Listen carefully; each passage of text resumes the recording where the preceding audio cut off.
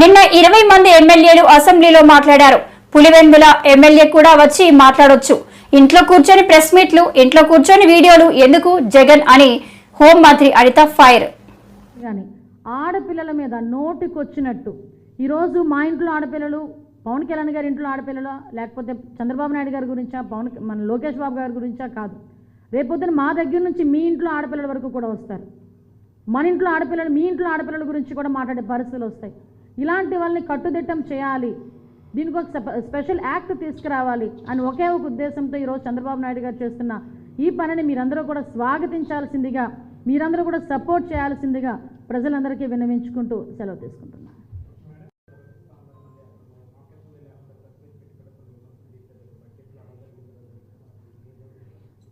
అంటే మీ వరకు వచ్చిందో లేదో తెలియదు, మాకు అసెంబ్లీకి కూడా కోరం లేదంట. ఆ 11 మంది కూడా సహకరించట్లేదట ఆయనకి, కాబట్టి ప్రెస్ మీట్ పెట్టారట. మాకు తెలిసిన ఇన్ఫర్మేషన్ స్వామి, అంతే. నేనేమంటానంటే ఈరోజు బడ్జెట్ మీద దగ్గర 20 మందికి అవకాశాలు ఇచ్చారు స్పీకర్ గారు. 20 మందికి మాట్లాడారు. నిజంగా ఆయన ఎమ్మెల్యే కదా, ఆయనకు హక్కు ఉంది కదా. ఈరోజు మీరు వెళ్ళగలరు అసెంబ్లీ లోపలికండి, ఆ కాంపౌండ్ వరకే కదా. మీరందరూ ఎవరైనా రావాలనుకున్నా ఎమ్మెల్యేలుగా ఉన్న మేమే కదా అందులోకి లోపలికి వెళ్ళగలం. నేను చాలా సందర్భాల్లో చెప్పాను, సుమారుగా 5 కోట్ల మంది ప్రజల్లో 175 మందికి మాత్రమే అవకాశం ఇస్తాడు దేవుడు 5 సంవత్సరాలకు ఒకసారి.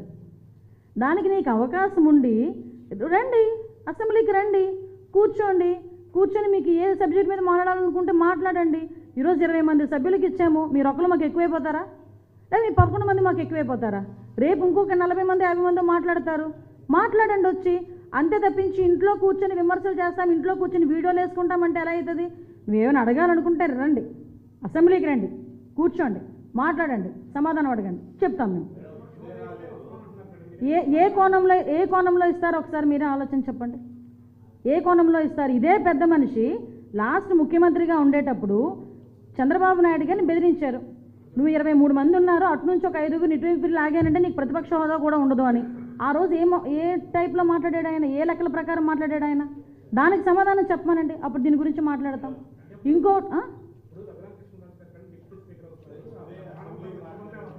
విషయం ఏంటంటే మీరు మానవతా దృక్పథం అంటున్నారు, మాకు మానవతా దృక్పథం కాదు, యాజ్ పర్ రూల్ 2 బాబోయ్ అంటున్నాం.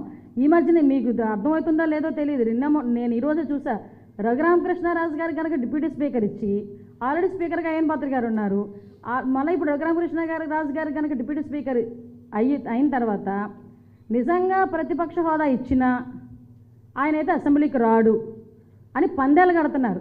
ఎన్ని రూపాయలకో తెలుసా? 11 రూపాయలకి. అంతేనండి, అర్థం చేసుకోండి.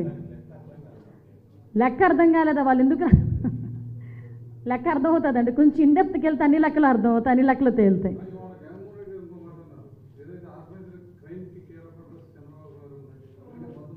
దీన్నే అంటారనమాట, దొంగోడు పరిగెడుతూ దొంగ దొంగ దొంగ దొంగ అంటుంటాడట.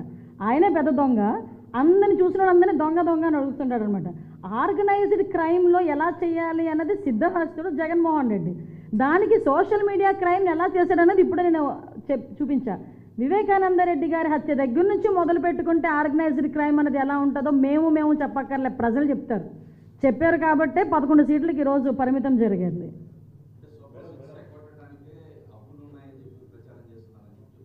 అంటే విషయం ఏంటంటే, ఆలోచన కలిగిన ప్రతి ఒక్కరు, ఆలోచించదగ్గ ప్రతి ఒక్కరికి ఈరోజు మన రాష్ట్రం తాలూకా ఆర్థిక పరిస్థితి ప్రతి ఒక్కరికి అర్థమైంది. నిన్న చాలా మంచి మీటింగ్ జరిగింది, బడ్జెట్ మీద చాలా మంచి మీటింగ్ జరిగింది. ఒక ట్రైనింగ్ ఇచ్చారు, బడ్జెట్ ఎలా ఉంటుంది ఇలా ఉంటుందని. అలాంటి వాటికి వాళ్ళ ఎమ్మెల్యేలను కూడా పంపించడమో ఈయన రావడమో చేస్తే కనీసం బడ్జెట్ అంటే ఎలా ఉంటుంది, బడ్జెట్ని ఎలా పెట్టాలి, ఎలాగ సంపదను సృష్టించాలి, ఎలా సంక్షేమ కార్యక్రమాలు ఇవ్వాలన్న సంగతి తెలుస్తుంది. అంతేగాని ఇంట్లో కూర్చొని నేను ఏదో ఉన్న పరదాలు కట్టుకొని నేను వచ్చేసరికి ఏంటది పొగడ్తలు పొగడాలి, జగన్మోహన్ అని ఒకడు, నాయన ఈ నాయన అని ఒకడు మాట్లాడడం, అది కాదు రాజకీయం అంటే. నేనేమంటానంటే సూపర్ 6 మా బాధ్యత, సూపర్ 6 అన్నది మా బాధ్యత. మేము ఇంకా వచ్చి 150 రోజులైంది, మేము ఒకటి చేస్తున్నాం. మేము చెప్పినట్టుగానే 3,000 రూపాయలు 4,000 రూపాయలు పెన్షన్ ఇచ్చాం, ల్యాండ్ టైటిలింగ్ యాక్ట్ రద్దు చేసాం, మెగా డిఎస్సీ ఇచ్చాం. మీరు నమ్ముతారా, 150 రోజులకి 150 స్కీములకు సంబంధించి మేము చెప్తాం మేమేం చేస్తామన్నది. ఆ దమ్ము మా దగ్గర ఉంది, రమ్మనండి, వస్తే చెప్తాం. అంతే తప్పించి మేము ఏదో డైవర్షన్ పాలిటిక్స్ గురించి మాట్లాడుతున్నామంటే అసలు డైవర్ట్ అవుతున్నాడు ఆయన. డైవర్ట్ అయిపోతున్న వ్యక్తి అతను. ఎప్పుడు డైవర్షన్ పాలిటిక్స్లోనే ఉంటాడు, అది వేరే విషయం. బట్ విషయం ఏంటంటే ఇప్పటికీ కూడా బడ్జెట్ మీద అక్కడెక్కడో కూర్చొని ఇంట్లో కూర్చొని మాట్లాడి స్లైడ్లు వేసుకోవడం ఎందుకు? రావా ఇక్కడికి, ఎమ్మెల్యే కదా, రండి వచ్చి కూర్చొని ఇక్కడ మాట్లాడుకుందాం.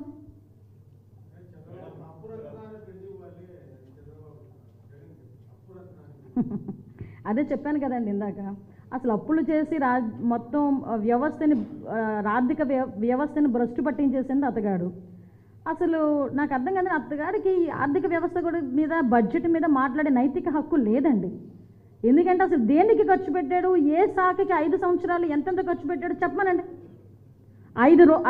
అతను 5 సంవత్సరాల్లో ఏ శాఖకి ఎంతెంత డబ్బులు ఇచ్చాడు, ఎంత ఖర్చు పెట్టాడు, ఎంత అప్పు తీసుకొచ్చాడు, అతనికైనా అవగాహన ఉందా? ఆయన ఈరోజు చంద్రబాబు నాయుడు గారి గురించి మాట్లాడడం ఏంటి? చంద్రబాబు నాయుడు గారు ఏంటి అన్నది టాప్ 10లోని చంద్రబాబు నాయుడు గారు one of the big leader. ఆయన గురించి మాట్లాడితే ఇంకంతే, ఏదో అంటారు కదా, పైకి ఉమ్మూసుకున్నట్టు, ఆకాశం వైపు చూసి ఉమ్మూసుకున్నట్టే.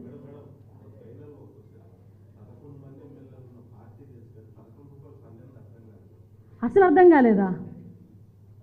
అంటే జనాలు టాకబ్బా 11 రూపాయలు పందెం వేస్తున్నారట, అంతకు మించి స్థాయి లేదని, లేకపోతే ఇక్కడ రాజ్యాంగం సరిగా ముందుకెళ్ళట్లేదని, అక్రమ అరెస్టులు చేస్తున్నారని గగ్గోలు పెట్టే పరిస్థితి కనిపిస్తూ ఉంది. అసలు వెళ్ళిన నాయకులకి నాకు ఒకటి సూటి ప్రశ్న. అక్కడికి వెళ్ళిన నాయకులు ఎవరైతే ఎన్హెచ్ఆర్సీకి వెళ్ళారో అక్కడ నాయకులకి ఇక్కడ సోషల్ మీడియా యాక్టివిస్టులు, వైఎస్ఆర్సీపీ సోషల్ మీడియా యాక్టివిస్టులు ఎవరి మీద ఎలాంటి పోస్టులు పెడుతున్నారో కనీసం తెలుసా? ఇది నాకు సూటి ప్రశ్న.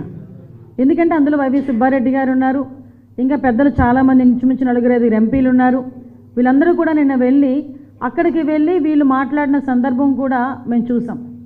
కాకపోతే ఇక్కడ బాధ అనిపించేది ఏంటంటే, అరే తప్పు చేసిన ఈడియట్స్ని మేమందరం కూడా మరి నీచంగా మాట్లాడుకోలేని పరిస్థితి, కనీసం షేర్ చేసుకోలేని పరిస్థితుల్లోని